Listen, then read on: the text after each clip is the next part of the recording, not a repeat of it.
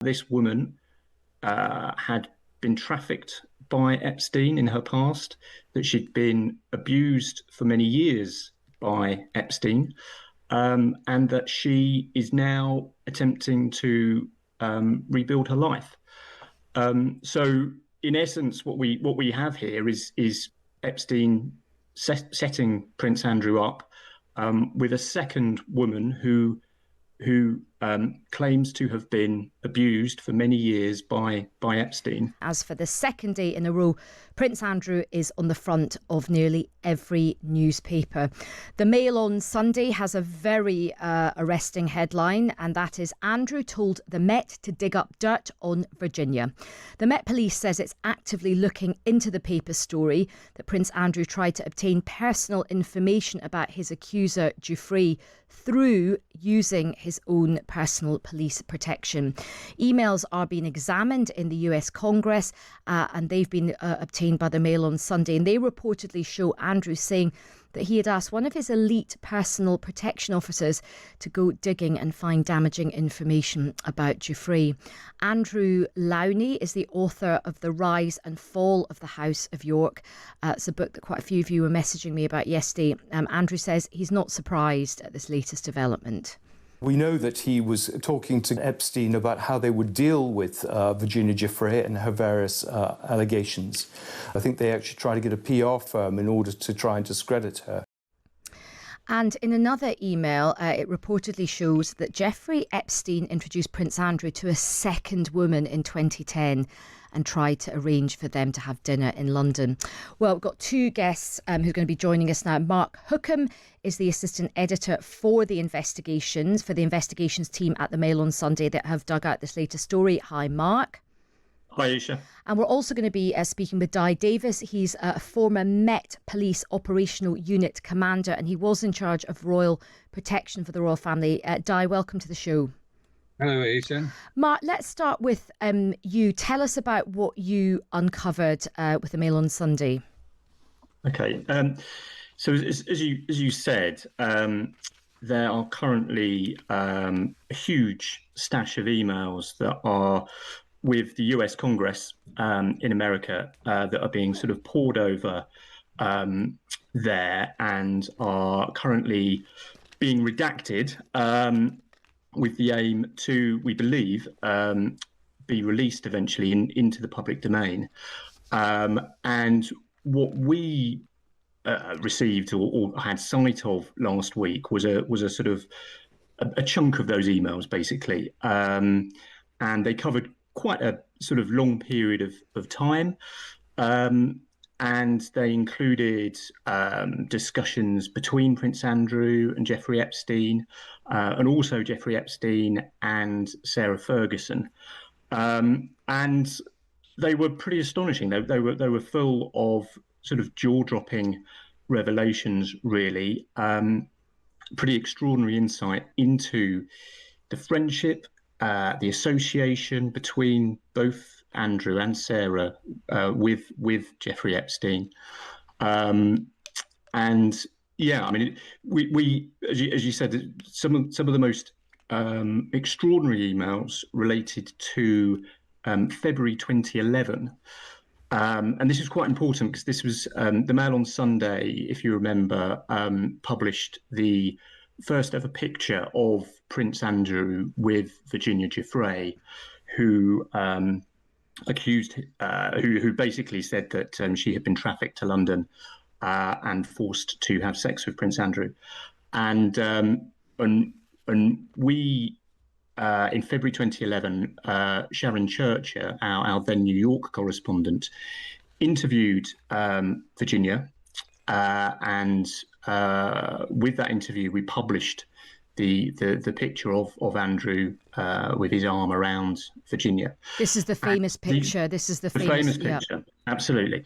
And what these emails that we've seen show is basically what happened in the days after we approached the Duke, as he was then, for comment about what Virginia had told us.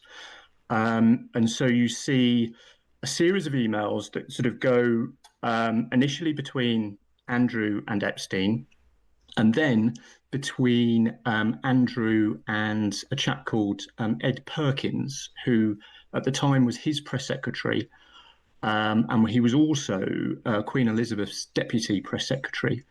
And it was in one of those emails, literally it was sent 5 p.m. on the Saturday before we then published our interview with Virginia on the Sunday. In this interview, Andrew tells Mr. Perkins that he has been told that Virginia has a criminal record in the United States, and that he has passed on her date of birth and her social security number to his or a personal protection officer. So obviously a police officer at the Metropolitan Police, part of SO14, who protect the royal family. And obviously this was a pretty shocking revelation, and it was our lead story on the front page today. Gosh, I mean that is pretty shocking. I mean on a number of levels. I mean the fact that he was obviously trying to kind of dig into her to smear her, the fact that, as you say, he's kind of using his own personal resources, but also the fact that this press secretary, who's obviously quite embedded in the palace, is also involved. Di, listening to all of that, what do you make of this, particularly the revelation that Andrew was trying to use his own personal protection officers from the Met to dig into information about his accuser? Well, shocking is the first word that comes into my mind, and all credit to the Mail on Sunday and their investigation teams for exposing what is an allegation. And at the end of the day, it is an allegation. And clearly, in my mind, the Metropolitan Police or any other police force should be tasked with investigating it properly and investigating anyone who has a connection to it. That obviously would include Prince Andrew, because if it's true, and it's an if, it would or could amount to malfeasance in public office, I think, in respect of a police officer who actually undertook to do that on his behalf. If he actually asked him to do it, as this email alleges, then he would also be guilty in terms of an offence of an attempt, or even if he didn't go through it, there has to be an investigation into the attempt, if indeed that is true. And it is shocking. And it just amounts to yet more allegations against Andrew. But more widely, who else in the royal family knew about this? There has, in my being, a total silence in respect, because you don't pay out 12 million to a woman you've never met. Somebody must have looked at this and gone through it so carefully at the highest levels, both legally and I would have thought in the royal family. So there's a lot more behind all of this, and who knew what and where is the question I've no doubt that the press will continue to ask. And I hope that the Metropolitan Police, in one shape or another, will look at all aspects, including the original allegation that she made back in the time that she had been abused, which for whatever reasons they deemed then, they couldn't investigate. It's a scandal, and I think there's a huge amount more to come out, not only in respect of Andrew, but others who must have known what he was doing and what he got up to. And if that includes police officers, they should be investigated as well. No ifs, no buts this time, no cover-ups, no silence. Let's ask some real questions once and for all. Yeah, absolutely. I mean, there's a lot to sort of unpack there. Di, so obviously when you're an elite personal protection officer, and you do have a very close relationship with the principal who you're protecting. I've seen this, up close. When I worked at Downing Street, the police protection officers often have a very good relationship with the Prime Minister and his family or her family and their team. The same will be true of the people looking after the royal principals. What should they do if their boss, the person they're looking after, who they're looking after, asks them to do something like this? Because, they probably, have a good relationship, they want to help them, but what is the right thing to do in a situation like that? Where are the lines? Well, the first thing to say is, as human beings, we all have a moral compass. If you go up the food chain, then as a police officer, you have an ethical code. Now, whether any of them actually read it and know it is debatable sometimes. You then have the law. And the law is quite clearly, as a police officer, you should act within the law. And if you don't, then you let yourself liable to action against you. Can I just take exception to the word elite? I don't like that. It summarizes something that most are not. They're not elite. They are police officers doing a job, a dangerous job at times, a very articulate job, but they are normal police officers selected, one, because of their integrity, two, their diplomatic skills, and also their ability to act quickly and succinctly under pressure. Now, if anybody in the royal family asks you to do something, which clearly as a senior police officer, because most of them are of at least rank of sergeant or inspector or chief inspector or superintendent, then they have a moral and legal duty to take it up to the food chain. And certainly, if somebody had come to me with such an action, I would have taken it up at the highest level. You cannot tolerate anyone, particularly princes or dukes or anyone else, misbehaving. They're not entitled to misbehave. But again, I say again, these are allegations. Nothing is proven as far as this is concerned. I mean, Mark, listening to that, Di makes a really, really powerful argument that this needs to be properly investigated by the Met. He talks about, the possibility of malfeasance in public office. But clearly, if this is going to be properly investigated, the questions are going to have to be asked quite far and wide in terms of, obviously, Andrew, the protection officers, but also this press secretary as well, and beyond in the palace, and Mark.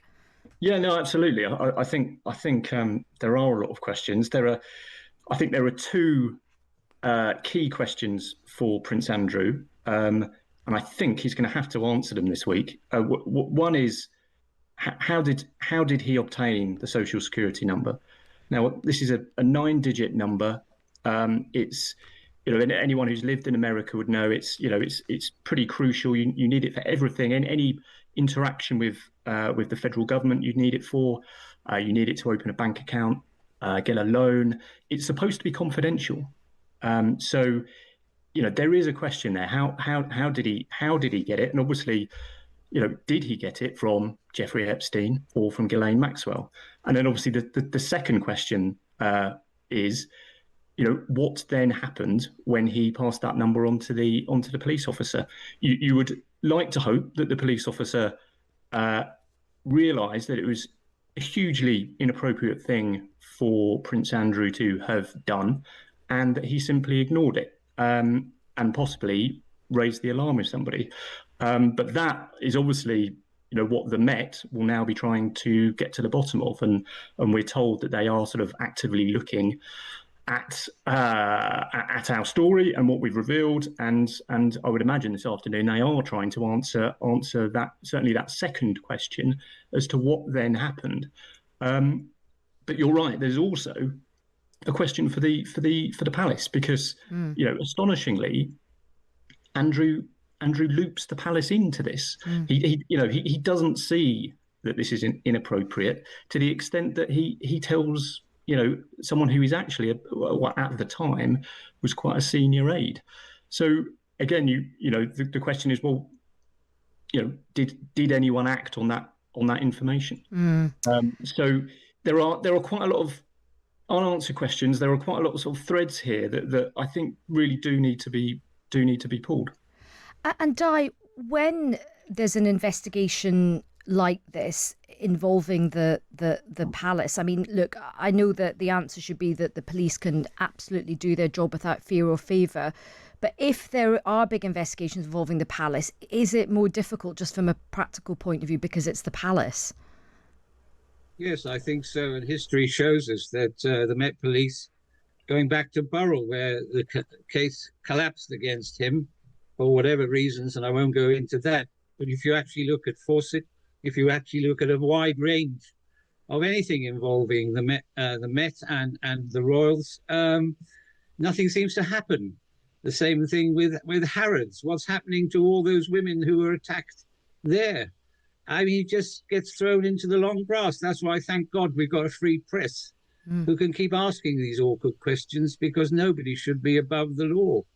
And I'm afraid on occasions people seem to assume or think, and perhaps wrongly, that the royals, some of them, are above the law. They shouldn't be. Well, I'm sure there'll be a lot of. I do think this will probably come up, this will be raised in Parliament as well. I'm sure Mark O'Reilly will be following this very, very closely. He'll have a lot of pressure on him. And final question to you, Mark. I just want to pick up on another thing that you said at the beginning, from what you were digging into with these emails, suggestions of a second woman potentially linked to Andrew. I mean, that talk us through that.